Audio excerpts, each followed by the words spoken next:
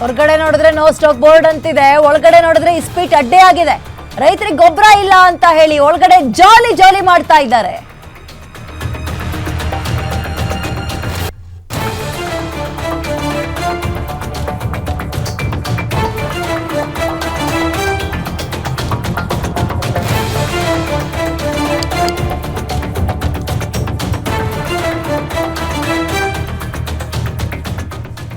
ಗೊಬ್ಬರ ಸಿಗದ ರೈತರು ಕಂಗಾಲಾಗಿದ್ದಾರೆ. ಬೆಳಗಿಂದ ಸಂಜೆ ತನಕ ಕ್ಯೂ ನಿಂತ್ಕೊಂಡು ವಾಪಸ್ ಆಗ್ತಾ ಇದ್ದಾರೆ. ನೋ ಸ್ಟಾಕ್ ಬೋರ್ಡ್ ಅಂತ ಶೆಡ್ಡಿನ ಹೊರಗೆ ಹಾಕಿದ್ರೆ ಒಳಗಡೆ ಇಸ್ಪೀಟ್ ಅಡ್ಡೆ ಮಾಡ್ಕೊಂಡಿದಾರಂತೆ.